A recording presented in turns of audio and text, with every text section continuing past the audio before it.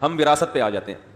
Case آیا ہمارے پاس, ایک صاحب کا انتقال ہوا, ایک بیٹا اور ایک بیٹی, اور کوئی وارث بولو بھائی نہیں ہے. 1,00,000 روپے انہوں نے چھوڑے. لڑکا یہ کہہ رہا ہے کہ اس 1,00,000 میں 66% میرا ہے, 66.366, اور بہن سے کہہ رہا ہے تمہارا 33.33% ہے. 1/3 تمہارا ہے, 2 حصے بولو بھائی میرے ہیں.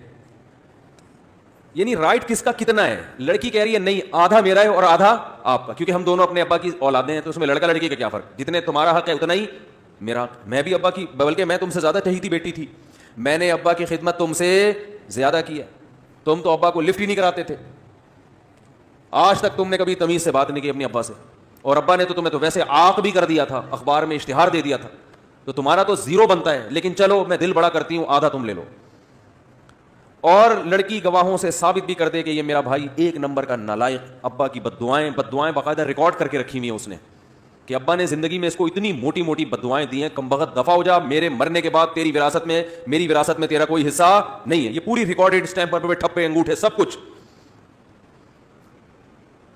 لڑکا کہہ رہا ہے کہ بھائی نہیں, میرا 2/3 ہے. چاہے ابا گالیاں دیتے تھے, بلب کے رشتہ داروں کو گالیاں دیتے تھے, یہ کسی کو بھی گالیاں دیتے تھے, بلب کے رشتہ داروں کو گالیاں والا بیان آپ سن لیے گا, پھر سمجھ میں آئے گا.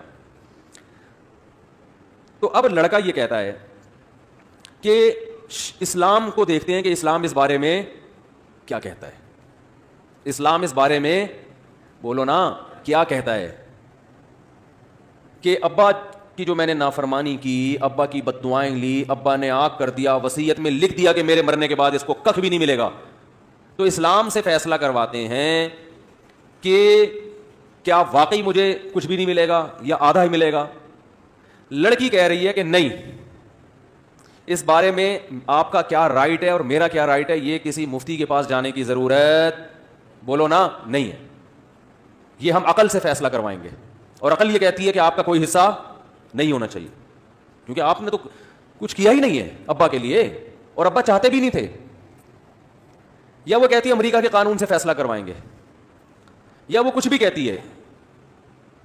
تو نتیجہ کیا نکلا کہ لڑکی اسلام سے فیصلہ نہیں کروانا چاہتی. کس بارے میں, کہ میرا اس وراثت میں حق بولو بھائی کتنا بنتا ہے.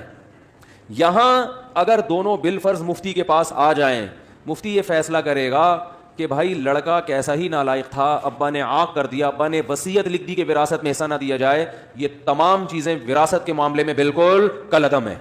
بیٹے کو 2/3 ملے گا اور لڑکی کو 1/3 ملے گا.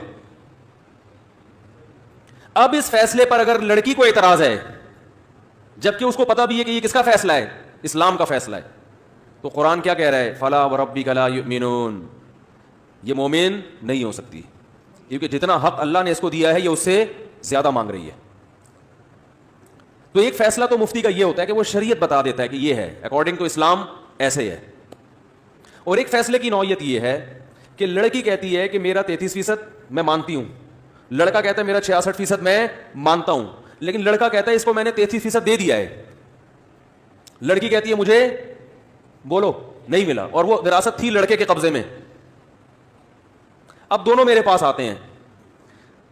حقیقت یہ ہے کہ لڑکے نے فار ایگزامپل واقعی دے دیا ہے 33%, لیکن دیتے ہوئے اس نے کسی کو گواہ نہیں بنایا.